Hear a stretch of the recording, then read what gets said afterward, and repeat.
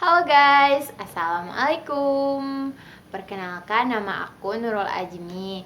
Aku dari Sekolah Tinggi Ilmu Sosial dan Ilmu Politik, Prodi Ilmu Administrasi Negara semester 1.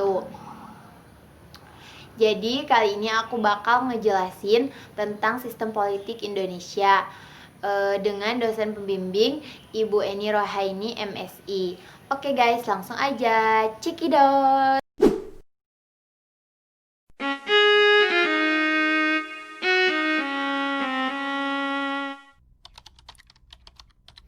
Definisi sistem politik.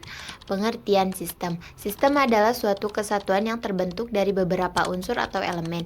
Unsur, komponen, atau bagian yang banyak ini satu sama lain berada dalam keterkaitan yang saling kait-mengait dan fungsional. Sistem dapat diartikan pula sebagai suatu yang lebih tinggi daripada sekedar merupakan cara, tata, rencana, skema, dan prosedur.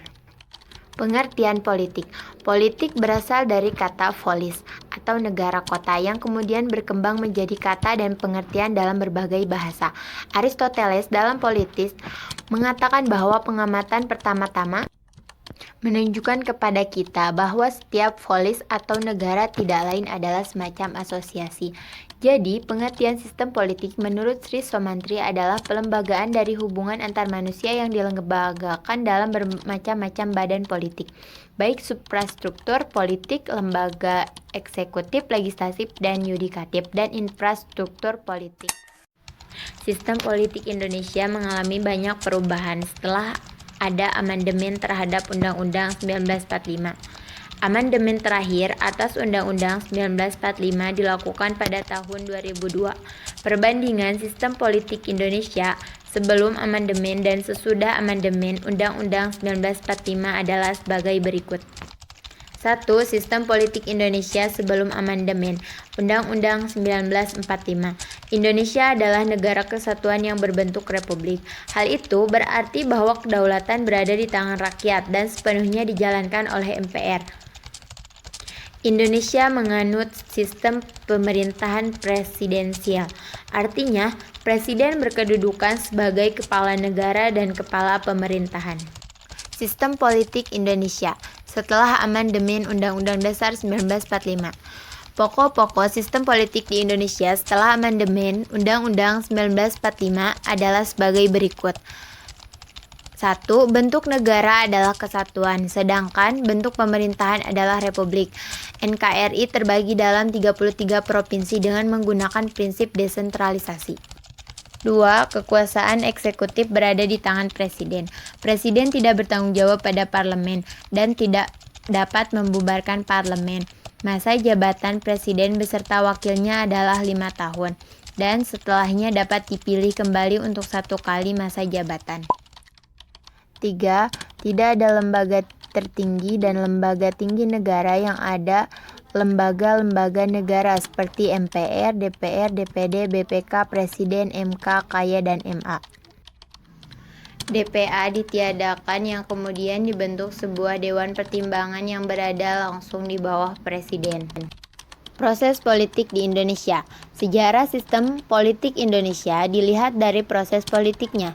Bisa dilihat dari masa-masa berikut ini. 1. Masa prakolonial. 2. Masa kolonial atau penjajahan. 3. Masa demokrasi liberal. 4. Demokrasi terpimpin. 5. Masa demokrasi Pancasila. 6. Masa reformasi. Struktur politik. Menurut Immanuel Kant, struktur politik merupakan keadaan dan hubungan dari suatu organisasi yang membentuk tujuan yang secara keseluruhan.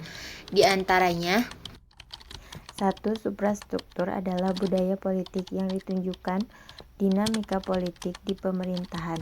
Contohnya seperti lembaga negara, legislatif, eksekutif, dan yudikatif. 2. Infrastruktur adalah budaya politik tingkat bawah yang berkapasitas berhak mempengaruhi dan mengelompokkan warga. Contohnya, partai politik atau politik party, kelompok kepentingan, interest group, kelompok penekan, pressure group, media komunikasi atau politik communication media, dan tokoh politik atau political figure. Oke guys, alhamdulillahirrabbilalamin, materinya udah selesai.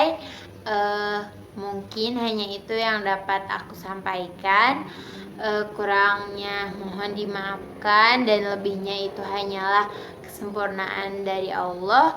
Dan jangan lupa komen, like, and subscribe, dan jangan lupa share juga. Assalamualaikum warahmatullahi wabarakatuh.